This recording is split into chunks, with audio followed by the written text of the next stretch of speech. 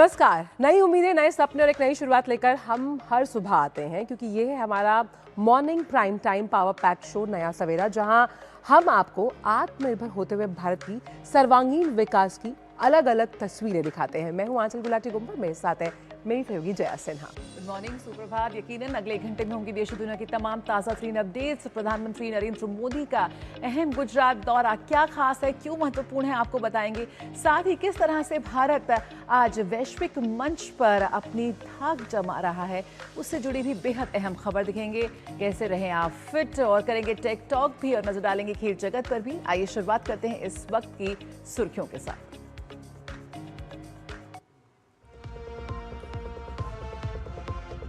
भारत या प्रधानमंत्री मोदी पर हर दबाव बेकार।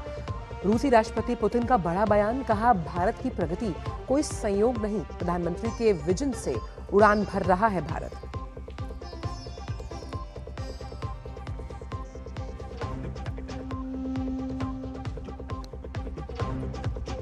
अमेरिकी राष्ट्रपति डोनाल्ड ट्रंप ने पीएम मोदी को बताया अच्छा दोस्त, कहा दोनों देशों में मजबूत साझेदारी, जल्द होगी ट्रेड डील।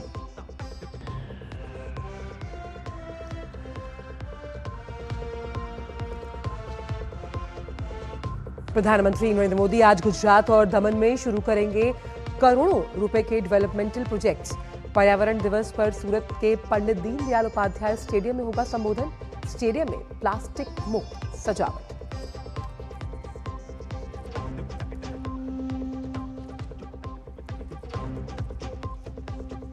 रिजर्व बैंक की मौद्रिक नीति समिति के फैसलों की घोषणा आज। Governor Sanjay Malhotra repo rate और आर्थिक अनुमानों का करेंगे ऐलान।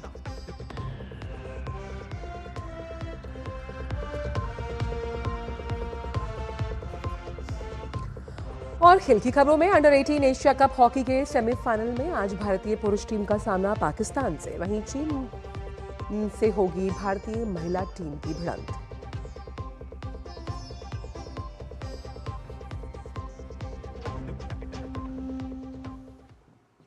और आज की सबसे बड़ी खबर, रूस और अमेरिका जैसे बड़े देशों ने भारत और पीएम मोदी के नेतृत्व की जमकर तारीफ की है। पहले जानते हैं कि रूस ने क्या कुछ कहा।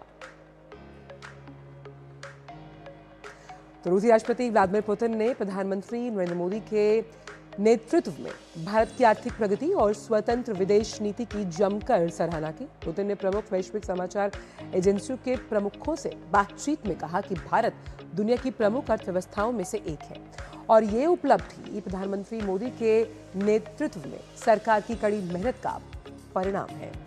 रूसी राष्ट्रपति ने कहा कि रूस भारत के साथ समय की कसौटी पर खरे उतरे संबंधों को और मजबूत करने के लिए दृढ़ संकल्पित है। उन्होंने विश्वास जताया कि दोनों देशों का द्विपक्षीय व्यापार आने वाले वर्षों में $100 अरब तक पहुंचेगा। पुतिन ने कहा कि रूस के साथ सहयोग घटाने के लिए भारत पर डाले जा रहे अमेरिकी दबाव के कोई नकारात्मक परिणाम नहीं दिखते और ऐसी रणनीति का उल्टा असर होना तय है। उन्होंने भारत को एक विश्वसनीय साझेदार बताते हुए कहा कि भारत की अमेरिका के साथ बढ़ती भागीदारी रूस के साथ उसके संबंधों को कमजोर नहीं करती। और इसी तरह से लगातार हमने देखा कि रूसी राष्ट्रपति और भारतीय प्रधानमंत्री की लगातार जो ये दोस्ती है, ये प्रगाढ़ता, हमने कई वैश्विक मंचों पर देखा कि किस तरह से दोनों अपनी इसी फ्रेंडशिप को चेरिश करते हुए नजर आए और किस तरह से अब इसे अलग स्तर पर ले जाने की लगातार कोशिशें की जा रही है दोनों देशों के द्वारा।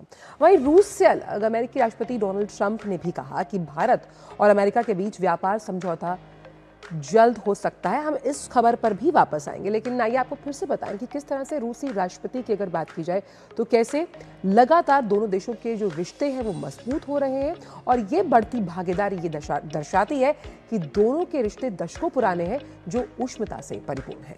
बिल्कुल, पीएम के प्रशंसक साफ तौर पर राष्ट्रपति पुतिन यहां पर नजर आए और खास तौर पर उन्होंने कहा कि आज भारत अपनी बेहद मजबूत विदेश नीति के लिए जाना जाता है।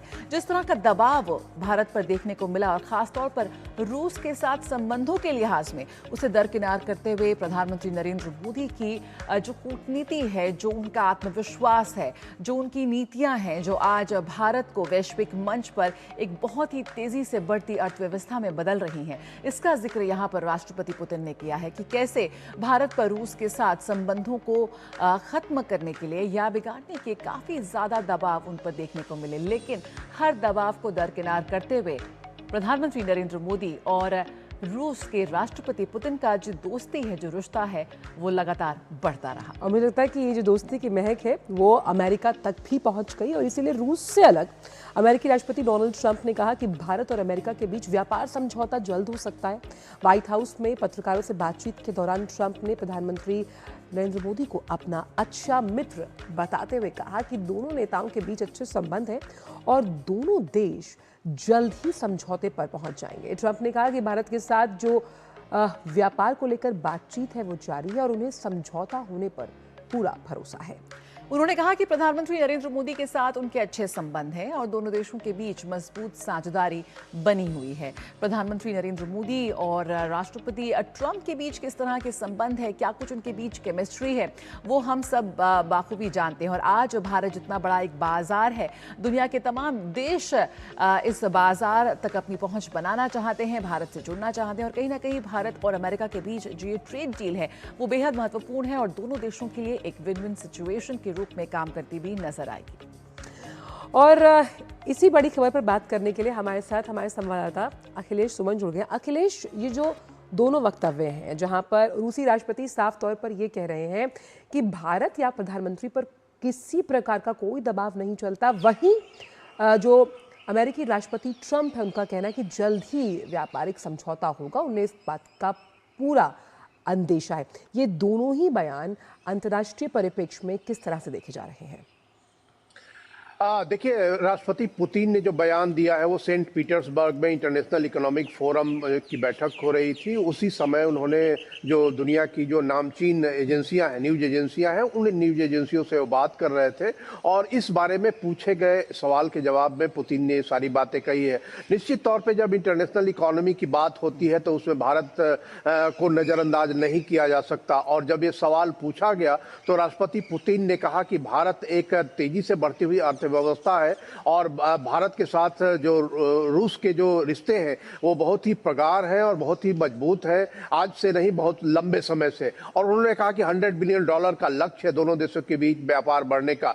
और देखिए किस तरीके से डाइवर्सिफाई हुआ है भारत और रूस के बीच का व्यापार। पहले हम माने जाते थे कि बायर एंड सेलर का रिलेशनशिप है, हम हथियार खरीदते थे केवल रूस से, और अब ज्वाइंट प्रोडक्शन हो रहा है, रूस और भारत मिलकर ज्वाइंट प्रोडक्शन कर रहे हैं हथियार का, तो यह एक पार्टनरशिप में बदल गया है। दूसरी तरफ बात है कि हमने रूस के साथ जो व्यापार है उसको और डाइवर्सिफाई किया, हमने वहां से तेल खरीदना शुरू किया, उसके अलावा हमारा एक्सपोर्ट वहां से वहां बढ़ा, हमारे निर्यात वहां बढ़े। तो निश्चित तौर पे यह जो एक बहुत तेजी से बढ़ते हुए जो आर्थिक संबंध है भारत और रूस के बीच में, रणनीतिक संबंध तो काफी प्रगाढ़ थे ही, जो आर्थिक संबंध है तो उसने और ज्यादा राष्ट्रपति पुतिन ने में भारत के प्रति विश्वास को जगाया है। और निश्चित तौर पर उनका ये जो बयान है वो बयान भारत और रूस के बीच में जो संबंध रहे हैं पिछले तकरीबन 12 सालों से और ज्यादा उन संबंधों में प्रगाढ़ता दिखी है, एक आमूलचूल बदलाव दिखा है जो पार्टनरशिप के रूप में बदला है। और प्रधानमंत्री नरेंद्र मोदी और रूसी राष्ट्रपति पुतिन के बीच के जो अंडरस्टैंडिंग बनी है वो अंडरस्टैंडिंग भी काफी महत्वपूर्ण है, क्योंकि देखिए दुनिया में कई तरह के दबाव भारत पे पड़े, लेकिन भारत ने लगातार एक ऑटोनोमस इकोनॉमी डिप्लोमेटिक एक नीति बनाकर ऑटोनोमस विदेश नीति के आधार पे दुनिया के सभी देशों से ऑल अलाइनमेंट की पॉलिसी अपनाई कि हम सभी देशों के साथ संबंध रखेंगे। तो उसमें भारत के रूस के साथ भी संबंध, उसमें अमेरिका के साथ भी संबंध, और इस मसले पे राष्ट्रपति पुतिन का बयान जो है हमारा भारत की वो जो स्वतंत्र विदेश नीति है उस विदेश नीति का परिचायक है। और उसी समय डोनाल्ड ट्रंप भी व्हाइट हाउस में ये बात बोल रहे हैं कि भारत जो है महत्वपूर्ण इकोनॉमी है और वो जल्दी बिल्कुल, और इस इकोनॉमी से तो भारतीय बाजार से जुड़ने की आज उम्मीद रख रहे हैं। यकीनन भारत और अमेरिका के बीच ये जो व्यापार डील है इसको लेकर सभी की निगाहें टिकी हुई हैं। इसको लेकर भी जब डोनाल्ड ट्रंप का ये बयान आता है तो वो बहुत महत्वपूर्ण हो जाता है। अखिलेश, देखिए, निश्चित तौर पे डोनाल्ड ट्रंप की एक बहुत बड़ी इच्छा है और उनका एक बहुत बड़ा लक्ष्य है कि भारत के साथ ट्रेड डील हो, क्योंकि दुनिया में अगर देखें तो भारत दुनिया का सबसे बड़ा बाजार है, सबसे खुला बाजार है, लॉ एबाइडिंग बाजार है, उसमें ट्रांसपेरेंसी है, ईज ऑफ डूइंग बिजनेस है। इन सारी चीजों के चलते जो है अमेरिका का बहुत जबरदस्त आकर्षण है भारत के साथ ट्रेड डील करने का, और इसीलिए भारत के साथ उन्होंने एक अंतरिम ट्रेड डील कर लिया है उन्होंने। और एक जो फाइनल उसके फुटप्रिंट होते हैं, फाइनल फुटप्रिंट को देना है, और निश्चित तौर पे ये जल्द ही होगा। अभी अमेरिका का एक प्रतिनिधिमंडल भारत आया हुआ था और उस प्रतिनिधिमंडल से हुआ कि 1% पर कुछ मतभेद बने हुए हैं दोनों देशों के बीच में, उस 1% को पाटना है। तो निश्चित तौर पे डोनाल्ड ट्रंप की जो रणनीति है वो डोनाल्ड ट्रंप की रणनीति है कि भारत के बाजार के साथ, भारत के साथ घने रूप से जुड़ना है, और भारत की रणनीति भी है कि हमको अमेरिका के साथ रहना है। हमें स्वतंत्र विदेश नीति के रूप में रूस के साथ भी रहना है, अमेरिका के साथ भी रहना है, दुनिया के अन्य देशों के साथ, ताकि जो भारत के हित है वो भारत के हित कभी प्रभावित ना हो। किसी भी देश, किसी भी टकराव के बीच में भारत अपने हित के लिए परस्यू करता है दुनिया के देशों के साथ, दुनिया के संबंधों के साथ। और इसीलिए हमने देखा कि यूरोपीय यूनियन के साथ जो ट्रेड डील हुआ वो मदर ऑफ ऑल डील्स कहा गया, तो एक लैंडमार्क बन गया कि किस तरीके से टकराव के बीच में भारत सकारात्मक सहयोग का रास्ता अपनाता है। और दुनिया के जो महत्वपूर्ण देश हैं देख रहे हैं कि कई तरह के टकराव में है, ऐसे में भारत लगातार दुनिया के अन्य देशों के साथ ट्रेड डील कर रहा है। तकरीबन 9 देशों के साथ 9 ट्रेड डील हो चुके हैं, फ्री ट्रेड एग्रीमेंट, तकरीबन 38 देश उस फ्री ट्रेड एग्रीमेंट में शामिल है। तो आप कह सकते हैं कि ये जो दिशा है प्रधानमंत्री नरेंद्र मोदी ने जो देश के लिए तय की है कि एक ऑटोनोमस फॉरेन पॉलिसी के साथ भारत के जो आर्थिक है हित है, भारत के जो रणनीतिक हित है, उन रणनीतिक हितों को कभी प्रभावित न होने दिया जाए। और मुझे लगता है कि इसी का रिकॉग्निशन दोनों राष्ट्रपति पुतिन और राष्ट्रपति डोनाल्ड ट्रंप दोनों कर रहे हैं अपनी अपनी बातों से। और इसीलिए अखिलेश हम ये समझ सकते हैं कि भारत एक ऐसी कंफर्टेबल पोजीशन पे है, एक कुशनिंग पोजीशन पर है, जहां पर हम एक विन विन सिचुएशन देखते हैं। यानी कि ऐसा नहीं है कि अगर हम आपके साथ ट्रेड डील कर रहे हैं तो हम अपने राष्ट्र हितों को कहीं ना कहीं दरकिनार करेंगे। ये बात बहुत ही प्रखर और मुखर अंदाज में भारत द्वारा कही गई थी, समझी गई थी। देखिए, निश्चित तौर पे अगर ऐसे ही ट्रेड डील कर लिया जाना होता तो ये ट्रेड डील हो गया होता अमेरिका के साथ ट्रेड डील। लेकिन जो इसमें देर हो रही है ये इसीलिए देर हो रही है क्योंकि भारत अपने हितों को किसी भी तरीके से तिलांजलि नहीं देना चाहता। और आपने देखा होगा पूर्व में अमेरिका के राष्ट्रपति डोनाल्ड ट्रंप का बयान, भारत की बहुत बड़ा हार्ड बार्गेनर है, भारत बहुत ज्यादा बार्गेनिंग करता है, भारत टैरिफ किंग है, ये सारी बातें उन्होंने कही है। और ये सारी बातें इसी बात को दर्शाती है कि भारत के जो अपने हित है उन हितों के लिए ही दुनिया के अन्य देशों के साथ वो ट्रेड डील करता है। और इसी ट्रेड डील में जो है कई चरण में बात हुई अमेरिका के साथ और वो अभी फाइनल होने की स्थिति में है। इसके पहले जब वहां से अड़चने आ रही थी तो हमने अन्य देशों के साथ ट्रेड डील किया। तो निश्चित तौर पर ये इंडिया फर्स्ट जैसे बोलते हैं, इंडिया फर्स्ट की तरफ यह है कि ये ट्रेड डील जो है हमारा अमेरिका के साथ या किसी भी देश के साथ हो, भारत के हितों के प्रमुखता से रखते हुए वो ट्रेड डील होता है, किसी भी दबाव के चलते और किसी भी रणनीतिक जो है वो आपाधापी में नहीं होता है। जी बिल्कुल अखिलेश, यहाँ पर ये अहम खबर, भारत की बड़ी ट्रेड डील्स भी इस वक्त हम अपने टेलीविजन स्क्रीन पर देख सकते हैं कि किस तरह से वैश्विक मंच पर अगर हम बात करें तो इस बढ़ती हुई इकोनॉमी ने अपनी साख यहाँ पर जमाई है। किस तरह से देखते हैं अखिलेश, आखिरी सवाल, ये दोनों बयान इस वक्त आए हैं, हम वैश्विक जो भू राजनीतिक स्थिति है किस तरह से हम उसमें तनाव देख रहे हैं, जब हर तरह की ऑयल प्राइसेस की बात हो, ट्रेड वॉर की बात हो, टैरिफ वॉर की बात हो, ऐसे में इस तरह के बयान दोनों दुनिया के दो शीर्ष नेताओं की तरफ से आते हैं भारत को लेकर। अगर हम बात करें वैश्विक परिप्रेक्ष्य में, इंटरनेशनल मार्केट में, इंटरनेशनल सेटअप में, किस तरह से इन दोनों बयानों को अगर हम उसके परिप्रेक्ष्य में देखें? देखिए, ये दोनों बयान इस बात की ही पुष्टि करते हैं कि भारत की जो विदेश नीति है वो विदेश नीति स्वतंत्र विदेश नीति है। और भारत जो है वो विभिन्न जो दुनिया के जो खेमे हैं उन विभिन्न दुनिया के खेमों के साथ, दुनिया के विभिन्न खेमों के साथ एक संतुलन बनाकर चलता है ताकि भारत की जो हित है वो भारत के हित प्रभावित ना हो, दुष्प्रभावित ना हो। और साथ साथ जो संबंध है दुनिया के विभिन्न देशों के साथ वो संबंध भी हमारे प्रगाढ़ होते रहे। देखिए, अमेरिका और रूस का देख रहे हैं कि एक एंटागोनिस्टिक रिलेशनशिप रहा है लगातार।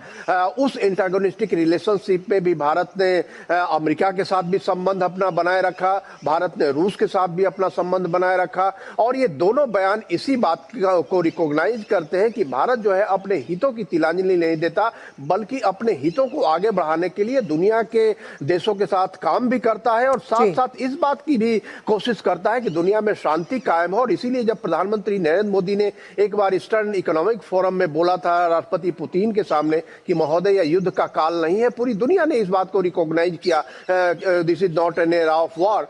तो उस समय पूरी दुनिया ने रिकॉग्नाइज किया कि प्रधानमंत्री नरेंद्र मोदी ने बहुत अच्छी मित्रता के बावजूद राष्ट्रपति पुतिन के सामने ये बातें कही हैं, और इस तरह की बातें के बाद भी राष्ट्रपति पुतिन रिकॉग्नाइज कर रहे हैं भारत को एक स्वतंत्र विदेश नीति वाले देश के रूप में। तो निश्चित तौर पे हम कह सकते हैं कि यह रिकॉग्निशन है भारत का, यह रिकॉग्निशन है भारत की विदेश नीति का, यह रिकॉग्निशन है प्रधानमंत्री जिस तरीके से दुनिया के देशों के साथ, दुनिया के नेताओं के साथ संबंध विकसित करते हैं, उनके साथ कम्युनिकेट करते हैं, उस बात का रिकॉग्निशन है। बिल्कुल, बहुत बहुत शुक्रिया अखिलेश इन तमाम जानकारी को हमसे साझा करने के लिए। और साफ तौर पर जब हम ग्लोबल साउथ के प्रखर और मुखर आवाज के तौर पर भारत को देखते हैं, कई मल्टीलैटरल फोरम्स पर हमने देखा है, और ये बताता है कि कैसे सभी के हितों को साथ लेकर चलते हुए आप कैसे आर्थिक प्रगति कर सकते हैं, ये भारत से लोगों को सीखना चाहिए। बिल्कुल, विस्तारवाद की नीति नहीं बल्कि विश्वास की नीति के साथ भारत आगे बढ़ रहा है। रुकेंगे एक छोटे से ब्रेक के लिए, जल्द हाजिर होते हैं। जब धरती चीर कर निकलता है लोहे का पत्थर और मिलता है मोंगिया के जोश से, फिर तपता है, पिघलता है और बनता है फौलाद।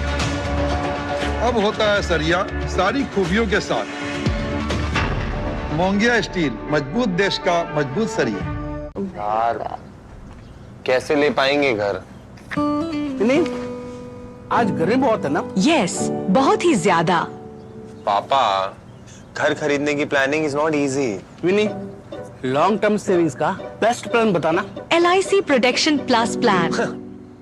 LIC और सेविंग्स। यस, इसमें इंश्योरेंस और फंड्स दोनों में इन्वेस्ट करके गोल्स के हिसाब से सम अश्योर्ड एडजस्ट कर सकते हो।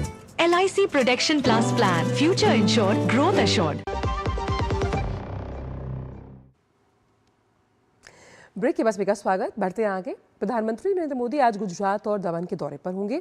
दोनों ही जगह आज करोड़ों रुपए के डेवलपमेंटल प्रोजेक्ट्स की शुरुआत होनी है। सबसे पहले आइए आप बात करते हैं सूरत की, जहां सड़क, बिजली और औद्योगिक क्षेत्रों में फैली 18,800 करोड़ रुपयों की अधिक से जो विकास परियोजनाएं हैं, उनका शुभारंभ होना है। और इनमें वडोदरा मुंबई एक्सप्रेसवे के पैकेज राष्ट्र को समर्पित करेंगे, जिससे गुजरात और महाराष्ट्र के बीच उच्च गति परिवहन, रसद दक्षता और आर्थिक संपर्क में सुधार होगा। प्रधानमंत्री प्रमुख अवसंरचना परियोजनाओं की आधारशिला रखेंगे, जिनमें जनजातीय क्षेत्रों में संपर्क बढ़ाने और स्टैच्यू ऑफ यूनिटी तक पहुंच को सुगम बनाने के लिए NH 56 के महत्वपूर्ण खंडों को 4 लेन का बनाना शामिल है। सूरत में 220 बिस्तरों वाले ESIC अस्पताल का भी करेंगे उद्घाटन। अंतर्राज्यीय पारेषण प्रणाली के तहत बिजली निकासी क्षमता बढ़ाने के लिए गुजरात में पारेषण नेटवर्क विस्तार सहित महत्वपूर्ण उपयोगिता और औद्योगिक अवसंरचना परियोजनाओं का भी उद्घाटन करेंगे।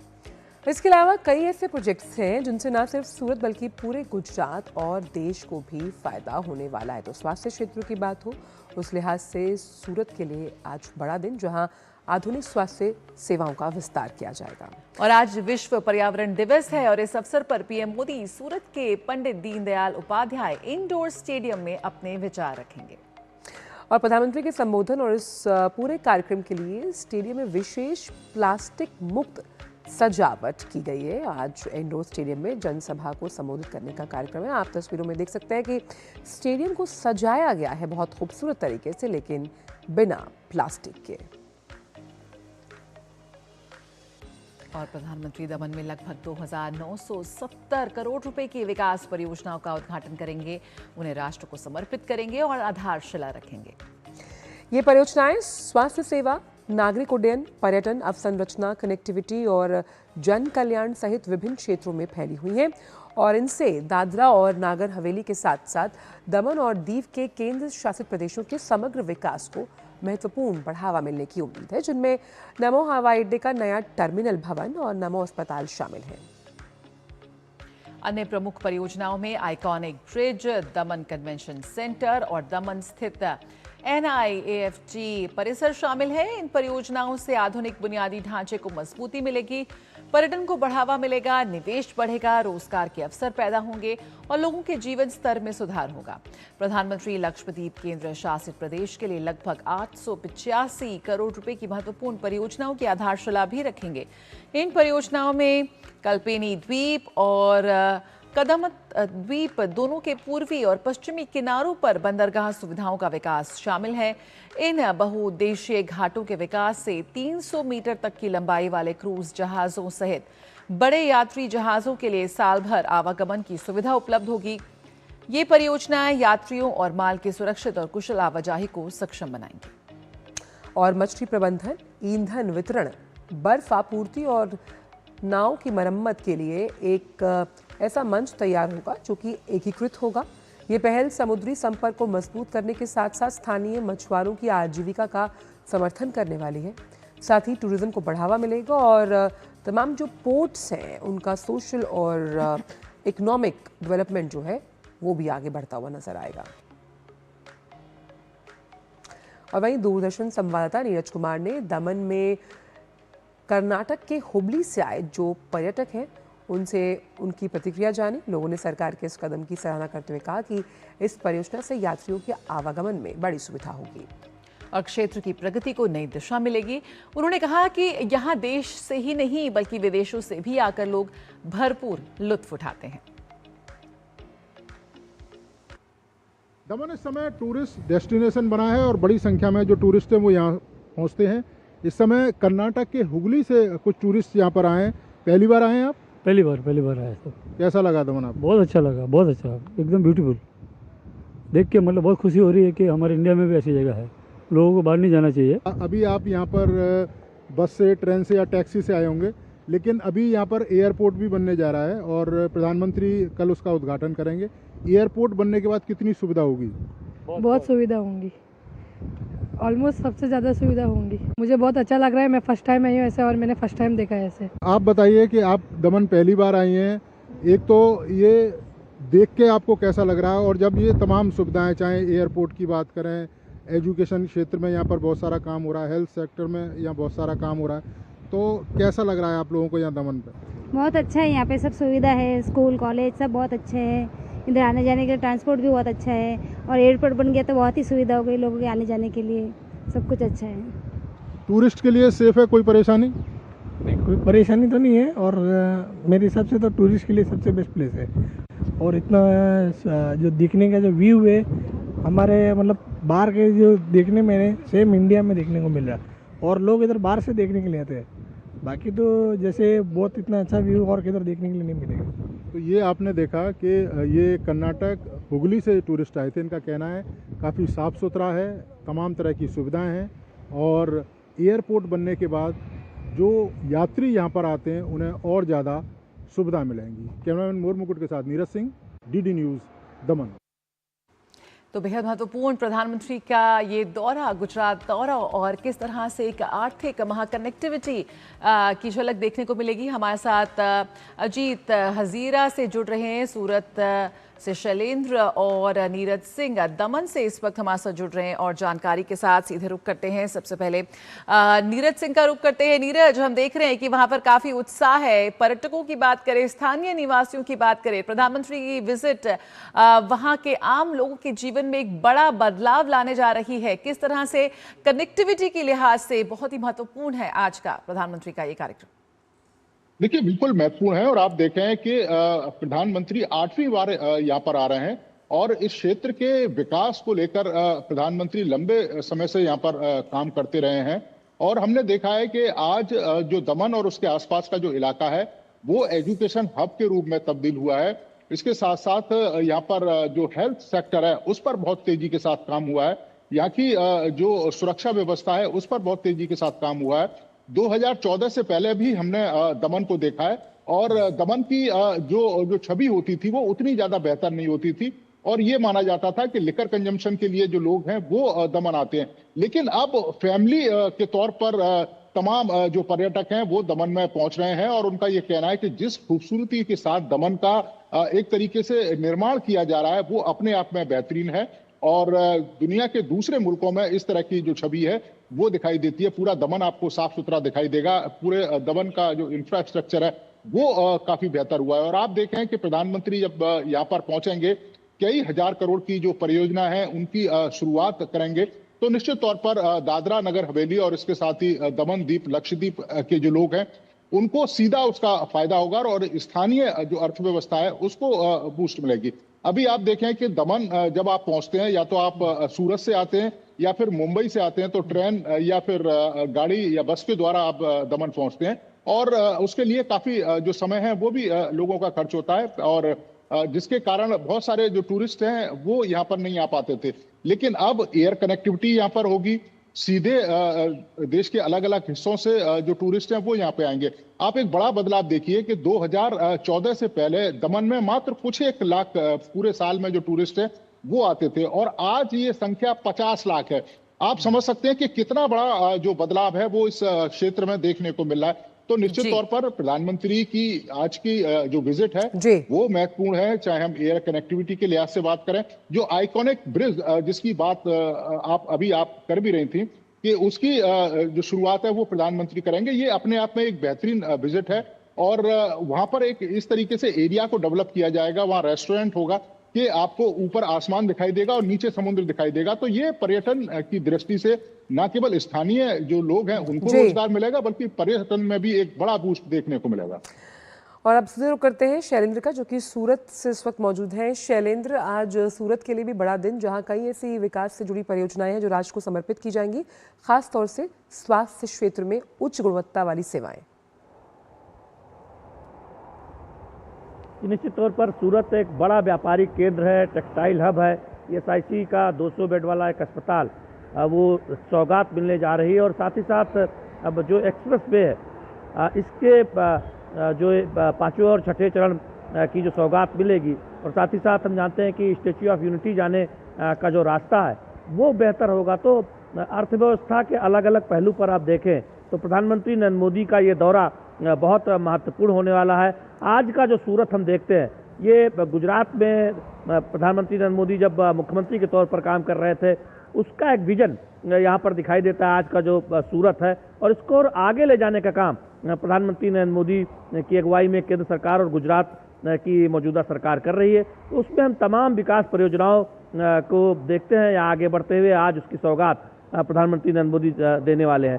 प्रधानमंत्री का संबोधन भी होगा यहाँ के इंडोर स्टेडियम में, और ख़ास बात यह है कि आज एक संदेश भी इस स्टेडियम से जाएगा देश और दुनिया को कि हम किस तरह से प्लास्टिक का इस्तेमाल एक तरह से ना करें, कम से कम करें। और उस पूरे स्टेडियम को बड़े खूबसूरती से, इंडोर स्टेडियम को जो सजाया गया है उसमें इस बात का ध्यान रखा गया है, टेक्सटाइल हब है सूरत, और वहाँ पर साड़ियों से, उसके कतरनों से, कपड़ों से, जो मंच के पीछे जो आमतौर पर हम LED देखते हैं, लेकिन यहाँ एक पेड़ बनाया गया है उन कपड़ों से, चूँकि टेक्सटाइल हब है सूरत, और संदेश दिया गया है कि पर्यावरण का संरक्षण हम सबकी जिम्मेदारी है।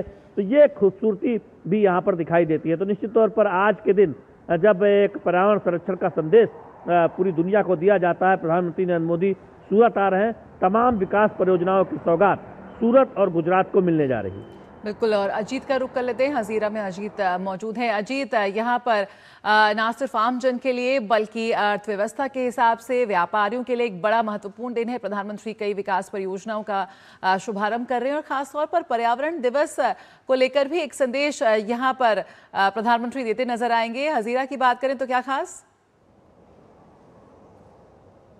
बिल्कुल, देखिए हजीरा जो है वो लंबे समय से एक महत्वपूर्ण पोर्ट के रूप में रहा है, महत्वपूर्ण इंडस्ट्रियल जो एरिया के रूप में डेवलप हुआ है। और यहाँ पर प्रधानमंत्री जब आज यहाँ पर आएंगे तो विश्व पर्यावरण दिवस के दिन एक बहुत महत्वपूर्ण जो है परियोजना जो है यहाँ पर उसको प्रधानमंत्री देखेंगे, उसका मुआयना करेंगे। वो परियोजना है कि इलेक्ट्रोलाइजर, जो कि मेक इन इंडिया इलेक्ट्रोलाइजर, यानी 85% से ज़्यादा मेक इन इंडिया इलेक्ट्रोलाइजर जो है उसका निर्माण यहाँ पर किया गया है, जो कि ग्रीन हाइड्रोजन को प्रोड्यूस करता है। और ये आज जब विश्व पर्यावरण दिवस है तो इस लिहाज से बहुत महत्वपूर्ण हो जाता है कि जिस तरीके से हम कार्बन फुटप्रिंट की बात करते हैं, पर्यावरण को बचाने की बात करते हैं, तो ग्रीन हाइड्रोजन को लेकर जो इलेक्ट्रोलाइजर्स हैं वो इंडस्ट्री में लगेंगे तो वहाँ पर वो हाइड्रोजन का जो है वो प्रोड्यूस करेंगे और बहुत बड़ी एक पर्यावरण को लेकर एक सुरक्षा होगी। इसके अलावा प्रधानमंत्री यहाँ पर न्यूक्लियर फैसिलिटी से संबंधित जो न्यूक्लियर पावर प्लांट होते हैं उससे संबंधित जो कंपोनेंट होते हैं उसकी फैसिलिटी यहाँ पर देखेंगे। जो यहाँ पर LNT का जो यहाँ पर मैन्युफैक्चरिंग हब है वहाँ पर ये तमाम सुविधाएं विकसित की गई है सरकार के सहयोग से। और ये तकनीकें जो पहले हम जिसके लिए पहले पश्चिमी देशों का मुंह ताकते थे, उनकी तरफ देखते थे और दशकों का समय जो है वो लग जाया करता था इन तकनीक को भारत आने में। अब भारत मेक इन इंडिया के तहत इन तमाम जो चीज़ों का खुद ही निर्माण कर रहा है और इलेक्ट्रोलाइजर जो कि एक बहुत बड़ा गेम चेंजर होने वाला है इंडस्ट्रियल लेवल पे, जहां पर कि ग्रीन हाइड्रोजन की एक बड़ी मांग होती है और उसको ये पूरा करेगा और मेक इन इंडिया के तहत करेगा और ये एक बड़ा एक गेम चेंजर आज होने वाला है। इसके अलावा प्रधानमंत्री वहाँ पर डिफेंस से संबंधित जो मैन्युफैक्चरिंग जो यूनिट्स है वहाँ पर जाएंगे और वहाँ पर देखेंगे किस तरीके से मेक इन इंडिया जो टैंक्स हैं वो वहाँ बन रहे हैं और जोरावर टैंक जो है जो कि उसका निर्माण यहाँ पर किया गया है। आपको याद होगा 2019 में प्रधानमंत्री जब यहाँ पर आए थे हजीरा में तो उन्होंने T9 टैंक में, वज्र टैंक में यहाँ पर सवारी की थी और उसका यहाँ पर उन्होंने मुआयना किया था। उसके बाद अब जोरावर टैंक यहाँ पर जो है वो तैयार है और प्रधानमंत्री उसका भी यहाँ पर मुआयना करेंगे, उसको भी देखेंगे। तो देखिए ये न्यूक्लियर फैसिलिटी की बात की जाए, ग्रीन हाइड्रोजन की बात की जाए तो तमाम वो ऐसी तकनीकें हैं जो कि अभी तक हमारे पास बहुत मुश्किल से थी, हमें बाहर का मुंह देखना पड़ता था विदेशों का, लेकिन अब हम मेक इन इंडिया से मेक फॉर द वर्ल्ड की तरफ लगातार आगे बढ़ रहे हैं और इसकी एक तस्वीर आपको यहाँ पर प्रधानमंत्री के दौरे के दौरान दिखाई देगी जब प्रधानमंत्री वहाँ पर जाएंगे, इन तमाम जो यूनिट्स हैं, जो मैन्युफैक्चरिंग यूनिट्स हैं उसका दौरा करेंगे, उसका मुआयना करेंगे और तमाम जानकारियाँ वहाँ पर लेंगे। तो एक बहुत बड़ा दिन आज होने वाला है हजीरा के लिए, गुजरात के लिए, देश के लिए नहीं दुनिया के लिए, क्योंकि ये तमाम जो फैसिलिटीज है यहाँ की जो कंपोनेंट डेवलप किए जाएंगे वो न सिर्फ भारत के काम आएंगे बल्कि कई देशों को भी निर्यात किए जाएंगे। भविष्य में जो मित्र देश हैं उनको निर्यात किए जाएंगे। तो एक आप समझ सकते हैं कितना बड़ा एक गेम चेंजर जो है ये होने वाला है, कितनी बड़ा ये बदलाव, कितनी बड़ी छलांग जो है आज भारत जो है लगाने वाला है। और जिस तरीके से तमाम तकनीकी विकास हुआ है पिछले कुछ सालों में वो देखने लायक है कि भारत अब तकनीक के लिए पश्चिम देशों का मुंह नहीं ताक रहा है। हमारे जो इंजीनियर्स हैं, हमारे जो साइंटिस्ट हैं वो खुद तमाम तकनीकों को डेवलप करने में, और ये बहुत बड़ा पैराडाइम शिफ्ट है अजीत, मुहैया कराई है कि उन्होंने यहाँ पर ये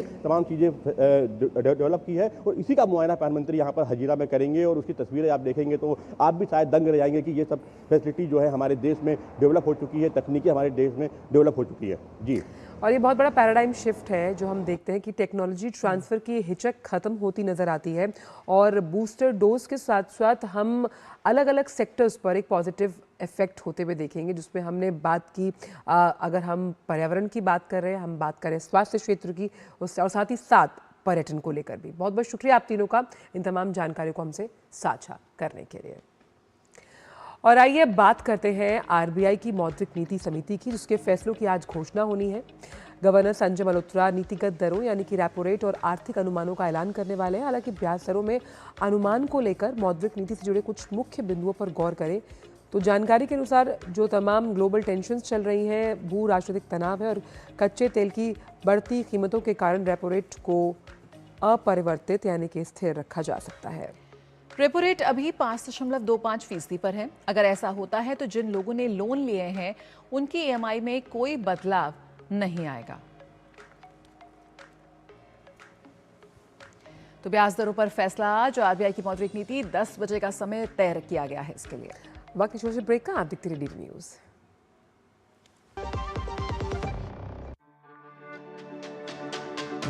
मेरी पसंद, मेरी पसंद, मेरी पसंद, मेरी पसंद,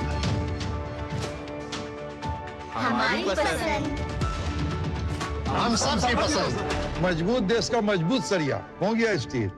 घर का खर्च चलाने के लिए रोहन की पढ़ाई वाली FD तोड़नी पड़ी और उसके डॉक्टर बनने का सपना भी। काश तुमने जाने से पहले टर्म लाइफ इंश्योरेंस लिया होता। पॉलिसी बाजार ऐप पर 1 करोड़ का टर्म इंश्योरेंस से 410 रुपए महीने से शुरू। केंद्र की नरेंद्र मोदी सरकार सत्ता में अपने 12 साल पूरे कर रही है और इन 12 वर्षों में मोदी सरकार के तमाम फैसलों से देश विकसित भारत की ओर बढ़ चला है। पिछले 12 सालों में राष्ट्र प्रथम की भावना से मोदी सरकार ने तमाम जन कल्याणकारी कदम उठाए। मोदी सरकार के 12 सालों के कामकाज पर डीडी न्यूज एक सीरीज चला रहा है, जिसमें हम दिखा रहे हैं कि कैसे इन सालों में सरकार के बड़े नीतिगत फैसलों से तमाम क्षेत्रों में बदलाव आए। तो आइए देखते हैं हमारी खास सीरीज विकसित भारत की ओर बढ़ते कदम।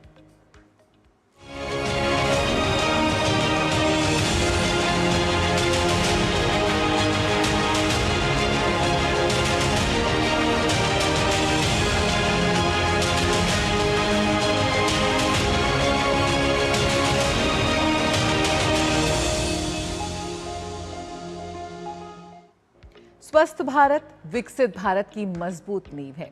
पिछले 12 वर्षों में देश की स्वास्थ्य सेवाओं, बुनियादी ढांचे और चिकित्सा सुविधाओं में उल्लेखनीय विस्तार हुआ है।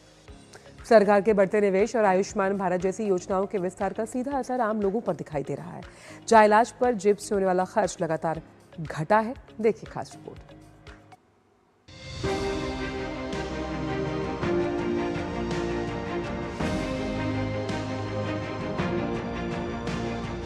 स्वस्थ भारत विकसित भारत का आधार है। केंद्र की नरेंद्र मोदी सरकार बीते 12 वर्षों से निरंतर देश की स्वास्थ्य सेवाओं को मजबूती प्रदान कर रही है और लोगों को स्वस्थ जीवन शैली अपनाने के लिए प्रेरित कर रही है। साल 2014 से लेकर हाल के दिनों तक नजर डालें तो हमें देश में स्वास्थ्य सेवाओं, हेल्थ इंफ्रास्ट्रक्चर, रिसर्च, तकनीक और इस क्षेत्र के शैक्षणिक प्रयासों में एक बड़ा बदलाव देखने को मिलता है। गरीब व्यक्ति पैसे के अभाव में इलाज से वंचित न रहें, इसके लिए प्रधानमंत्री नरेंद्र मोदी ने 2018 में दुनिया की सबसे बड़ी स्वास्थ्य बीमा योजना प्रधानमंत्री जन आरोग्य योजना की शुरुआत की। इसके तहत 55 करोड़ से अधिक गरीब लोगों को हर वर्ष 5 लाख तक का मुफ्त इलाज देने का प्रावधान है।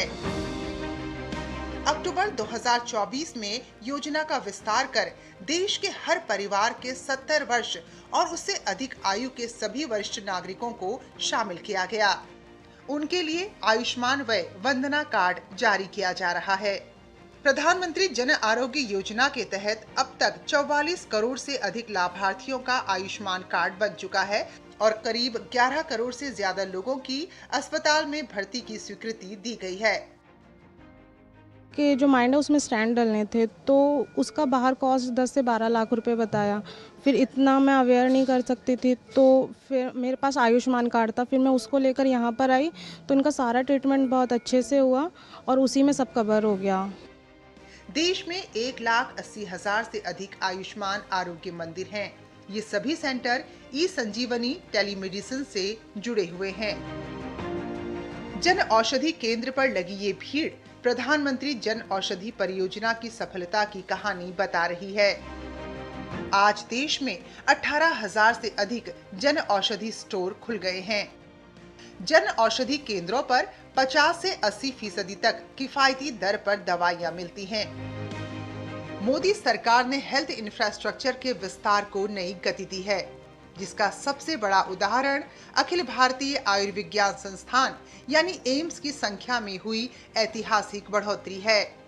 20वीं शताब्दी के अंत तक देश में केवल एक एम्स था, वहीं बीते 12 वर्षों में 16 नए एम्स जोड़े गए, जिससे देश में अब कुल एम्स की संख्या बढ़कर 23 हो गई है। मोदी सरकार के पिछले 12 सालों में सबसे बड़ी चुनौती रही कोविड महामारी। कोविड महामारी से जहां पूरी दुनिया हताश, परेशान थी, वहीं भारत प्रधानमंत्री मोदी के सशक्त नेतृत्व में महामारी से निपटने में पूरी तरह कामयाब रहा। प्रधानमंत्री नरेंद्र मोदी के कुशल नेतृत्व में देश ने न केवल अपने लोगों को इस महामारी से उबारा, बल्कि दूसरे देशों को भी मदद पहुंचाई। महामारी के समय भारत ने न केवल 145 देशों को दवाइयां पहुंचाई, बल्कि 100 से अधिक देशों को वैक्सीन भी मुहैया कराई। इसी दौरान देश आत्मनिर्भर भी बना। देश के वैज्ञानिकों ने 1 साल के अंदर स्वदेशी वैक्सीन तैयार कर ली। कोविड के दौरान देशवासियों को 220 करोड़ से अधिक कोविड वैक्सीन की खुराक लगाई गई थी। पिछले 12 वर्ष में माननीय प्रधानमंत्री जी के नेतृत्व में जो काम हुए हैं, उनमें से कोविड की महामारी के बहुत कठिन मौके पर जो वैक्सीनेशन का कार्यक्रम जिसमें हुआ, वो एक अद्भुत घटना है। और सबसे बड़ी बात, लगभग सारे ही टीके 98% इनमें से जो लगे वो देश के अंदर बने हुए टीके थे, इंडिया के वैक्सीन से। प्रिवेंटिव हेल्थ केयर की दिशा में प्रधानमंत्री मोदी की दूरदर्शिता से काफी सकारात्मक बदलाव आए हैं। उन्होंने आयुष पद्धति में बीमारियों से बचाव की क्षमता को पहचाना और देश में आयुष मंत्रालय का गठन किया। प्रधानमंत्री मोदी के ही प्रयासों से संयुक्त राष्ट्र संघ ने 21 जून को अंतर्राष्ट्रीय योग दिवस के रूप में मान्यता दी। आज योग को लेकर देश ही नहीं, दुनिया भर में अभूतपूर्व जागरूकता आई है। सबका साथ सबका विकास के संकल्प के साथ स्वास्थ्य क्षेत्र में ये परिवर्तन विकसित भारत के निर्माण की दिशा में एक महत्वपूर्ण कदम माना जा रहा है।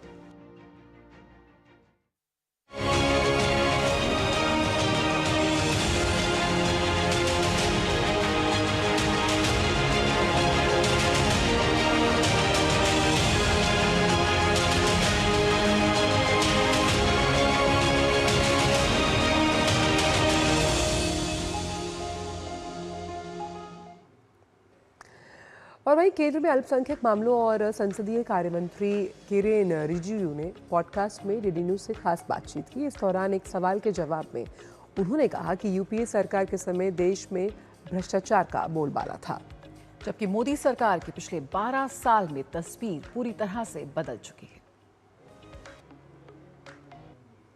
पुराने दिनों में कांग्रेस के शासन के समय तो बातें बहुत होती थी, कई घोषणाएं भी होती थी। बजट में घोषणाएं, रेलवे बजट में नई प्रोजेक्ट का घोषणाएं, और हर समय चुनावों में तो घोषणा ही घोषणा होते थे। गरीबी हटाओ नारा लगाना ये एक फैशन सा बन गया था उस ज़माने में। लेकिन इन 12 सालों में सचमुच में जो काम हुआ है, मैं मानता हूँ कि मोदी जी का कार्यकाल है, ये सचमुच में भारत को फिर से एक महान देश, और जो पुराने में भारत का एक नाम था उसको फिर से पुनर्जीवित और फिर से पुनर्स्थापित करने में कामयाब हुआ है। केंद्रीय मंत्री ने कहा कि विपक्ष को नसीहत भी दी। कहा कि सरकार के खिलाफ आवाज उठाने की जगह वैश्विक संकट की स्थिति में एकजुट होकर काम करना चाहिए। जो विपक्ष है वो भी तो देश के लिए सोचना चाहिए ना। विपक्ष का काम ये नहीं है कि देश के खिलाफ काम करे, वो सरकार को गाली दे सकते हैं। अभी ईरान, अमेरिका, इजराइल का लड़ाई के चलते तेल गैस आने में कष्ट हो रहे हैं। ये तो एक तरीके से एक आपातकालीन टाइप का सिचुएशन हरमुज में पैदा हो गया है मिडिल ईस्ट में, तो उससे हमको दिक्कत हो रहा है। तो ऐसा में तो देश का साथ खड़ा होना चाहिए। ऐसा में भी देश का खिलाफ बोलते रहते हैं और मोदी जी का खिलाफ बोलते हैं। तो मेरा ये कहना है कि आम तौर पर विरोध जो है सरकार के खिलाफ आप जितना कर सकता है कर सकते हैं, उसमें लोकतंत्र में कोई रुकावट नहीं है। लेकिन जब इमरजेंसी सिचुएशन होता है, जब एक विशेष परिस्थिति होता है, ऐसे समय में सबको एक साथ खड़ा होना होता है। और आइए अब रुक करते हैं हमारे खास सेगमेंट मनी मंत्र का, जहां हम पर्सनल फाइनेंस से जुड़ा मंत्र आपको बताएंगे। तो मनी मंत्र में आज हम होम लोन की स्मार्ट तैयारी आप कैसे कर सकते हैं वो हम बता रहे हैं। तो एक से ज़्यादा बैंकों की ब्याज दर की तुलना करें, यानी कि अगर आप होम लोन लेने जा रहे हैं, और साथ ही EMI के हिसाब से नहीं बल्कि जो पूरी कुल ब्याज लागत है बड़े कॉर्पस पे उसे समझें। 15 से 20% की जो डाउन पेमेंट है उसकी तैयारी रखने से होम लोन के लिए आप स्मार्टली तैयार हो सकते हैं और एक अच्छा सिविल स्कोर इसमें आपकी मदद कर सकता है। तो सिविल स्कोर बनाए रखें और प्रोसेसिंग फीस और छिपे चार्ज चेक करें। प्रॉपर्टी के कागज और लीगल स्टेटस जांचें, लोकेशन और भविष्य की वैल्यू भी समझें। रजिस्ट्री, स्टैंप ड्यूटी जैसे अतिरिक्त खर्च जोड़ें। लोन की शर्तें और प्री पेमेंट नियम भी पढ़ें।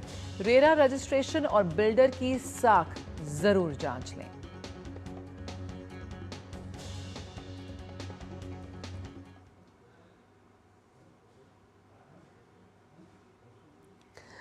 और आइए अब डालते हैं नजर हमारे खास सेगमेंट जो कि नया तकनीक से जुड़ा हुआ है, ले चलते हैं आपको टेक टॉक की तरफ। भारत ने चिकित्सा नवाचार और रोबोटिक सर्जरी के क्षेत्र में एक नया विश्व रिकॉर्ड बनाया है। दुनिया की सबसे लंबी दूरी की रोबोटिक कार्डियक टेली सर्जरी सफलतापूर्वक संपन्न की गई है। ये ऐतिहासिक उपलब्धि लगभग 20,000 किलोमीटर लंबे फाइबर नेटवर्क के जरिए दक्षिण अमेरिका के गुयाना स्थित George town public hospital corporation और मध्य प्रदेश के इंदौर स्थित IRCAD इंडिया के बीच हासिल की गई। प्रख्यात robotic cardiac surgeon doctor Sudhir Srivastava ने भारत में बैठकर दूरस्थ रूप से लेफ्ट इंटरनल मेमोरी आर्टरी यानी लीमा टेकडाउन प्रक्रिया को अंजाम दिया। इस सर्जरी में भारत में विकसित SSI मंत्रा सर्जिकल रोबोटिक सिस्टम का इस्तेमाल किया गया। ये उपलब्धि इसलिए भी खास है क्योंकि इसने फ्रांस के स्ट्रासबर्ग और भारत के इंदौर के बीच 10,000 किलोमीटर की दूरी पर किए गए पिछले robotic cardiac tele surgery record को पीछे छोड़ दिया है। SSI मंत्रा वर्तमान में दुनिया का एकमात्र रोबोटिक सर्जरी प्लेटफॉर्म है जिसने सफलतापूर्वक कार्डियक टेली सर्जरी को अंजाम दिया। इस प्लेटफॉर्म के जरिए अब तक 22 ऐसी सर्जरी की जा चुकी हैं। दुनिया की सबसे लंबी कार्डियक टेली सर्जरी और भारत के नाम जुड़ी बड़ी उपलब्धि।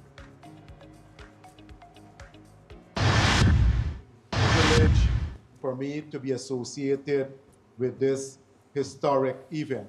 This is historic, especially for a small country like Guyana. Relationship is continuing. We're no longer talking about indentured laborers. We're talking about state-of-the-art technology. We're talking about state-of-the-art resources being provided by India to the government and people of Guyana. और अब वक्त है हमारे खास segment एक दिन एक उत्सव का।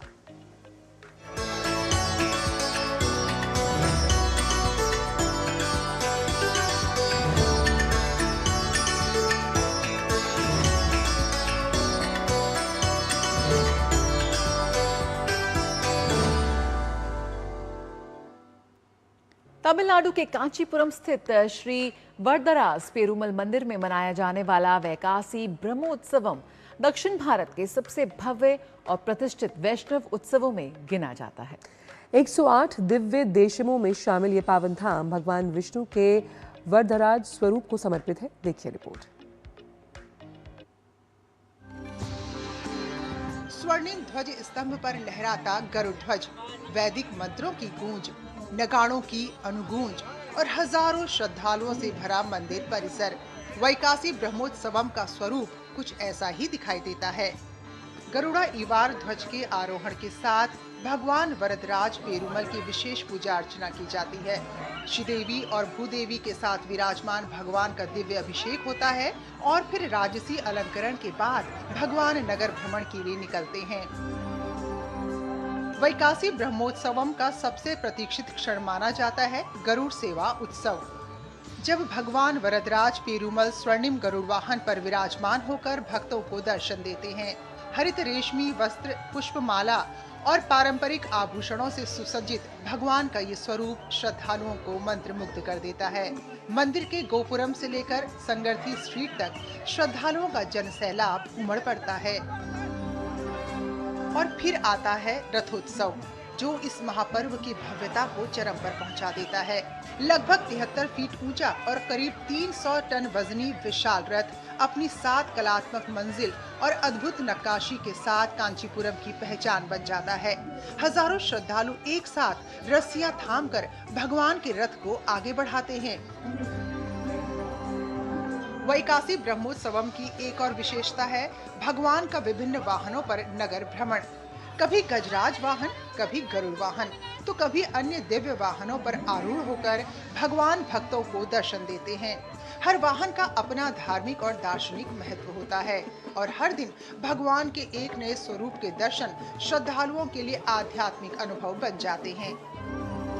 कांचीपुरम का वैकासी ब्रह्मोत्सवम केवल एक मंदिर उत्सव नहीं, बल्कि दक्षिण भारत की जीवंत वैष्णव परंपरा, वेद संस्कृति और सामूहिक श्रद्धा का विराट उत्सव है, जहां धर्म केवल पूजा तक सीमित नहीं रहता, बल्कि संगीत, शिल्प, दर्शन लोक भागीदारी और भक्ति के रूप में जीवंत हो उठता है। और यही वजह है कि सदियों से ये महोत्सव लाखों श्रद्धालुओं को भगवान वरदराज पेरुमल की भक्ति में एक सूत्र में बांधता आ रहा है। और कांचीपुरम की गलियों में आज भी वही दिव्य अनुगूंज सुनाई देती है। ओम नमो नारायणाय। Bureau report, DD news. और आइए देखते हैं कि खेती किसानी के क्षेत्र में क्या कुछ खास हो रहा है। लिए चलते हैं आपको कृषि जगत की ओर। सरकार ने प्याज किसानों को बड़ी राहत दी है। दरअसल नाफेड यानी कि National Agricultural Cooperative Marketing Federation of India और National Cooperative Consumers Federation of India के जरिए होने वाली प्याज खरीद में क्वालिटी शर्तों को आसान बनाया गया है। ऐसे वक्त में ये फैसला लिया गया है जब प्याज खरीद उम्मीद से काफी कम रही है। खरीद की गई नई गाइडलाइंस के तहत ग्रेड ए प्याज की शर्तों में ढील दी गई है। प्याज के कंद यानी बल्ब की मोटाई सीमा को 45 से 65 मिलीमीटर से बढ़ाकर 35 से 70 कर दिया गया। एक अन्य अहम फैसले में नाफेड और एनसीसीएफ को एक नई श्रेणी के तहत प्याज खरीदने की अनुमति दी गई, जिससे यूआरएस यानी ग्रेड अंडर रिलैक्स्ड स्पेसिफिकेशंस नाम दिया गया। इस श्रेणी में ऐसे प्याज शामिल हैं जिनकी सतह पर 40% तक दाग या रंग में बदलाव हो सकता है और 10% तक सनबर्न यानी धूप से होने वाला नुकसान हो सकता है। नाफेड को नासिक जिले के उन ग्रामीण इलाकों में भी अतिरिक्त खरीद केंद्र खोलने की अनुमति दी गई है जो अभी खरीद अभियान के दायरे में नहीं आते। किसानों को बड़ी राहत। और आइए अब रुक करते हैं खेल जगत का, बात करते हैं स्पोर्ट्स ट्रैक में। अंडर 18 एशियन कप हॉकी के सेमीफाइनल में आज भारतीय महिला टीम का सामना चीन से होगा। वहीं भारतीय महिला टीम ने अपने तीनों मैच जीतकर पूल में शीर्ष स्थान हासिल किया है।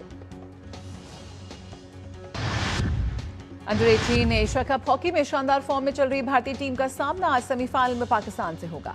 भारतीय पुरुष टीम पूल ए में 3 जीत और 1 हार के साथ दूसरे स्थान पर रही थी। वहीं भारतीय क्रिकेट टीम के स्टार बल्लेबाज विराट कोहली हैमस्ट्रिंग चोट की वजह से अफगानिस्तान के खिलाफ आगामी वनडे सीरीज से बाहर। 3 मैचों की ये सीरीज 13 जून से धर्मशाला में शुरू होनी है।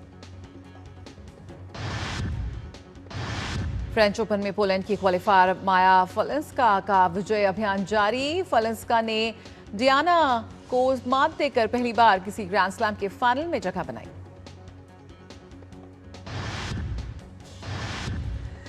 रूस की 19 वर्षीय मिरा आंद्रीवा ने फ्रेंच ओपन के महिला एकल फाइनल में जगह बना ली। आंद्रीवा ने सेमीफाइनल में यूक्रेन की मार्टा कोस्तुक को मात दी है। फ्रेंच ओपन के पुरुष एकल वर्ग के पहले सेमीफाइनल में आज 20 वर्षीय याकूब मेनिस का सामना जर्मनी के अलेक्जेंडर ज़ेवरेव से होगा। याकूब मेनिस ने पहली बार किसी ग्रैंड स्लैम के सेमीफाइनल में जगह बनाई। वहीं फ्रेंच ओपन के पुरुष एकल वर्ग के दूसरे सेमीफाइनल में आज इटली के 2 खिलाड़ी आमने सामने। इटली के 10वीं वरीयता प्राप्त फ्लावियो कोबोली का सामना दुनिया के 104वें नंबर के खिलाड़ी मेतियो अर्नाल्डी से है। इन दोनों ही खिलाड़ियों का ये पहला ग्रैंड स्लैम सेमीफाइनल है। और आइए नया सवेरा में बात कर लेते हैं मौसम की।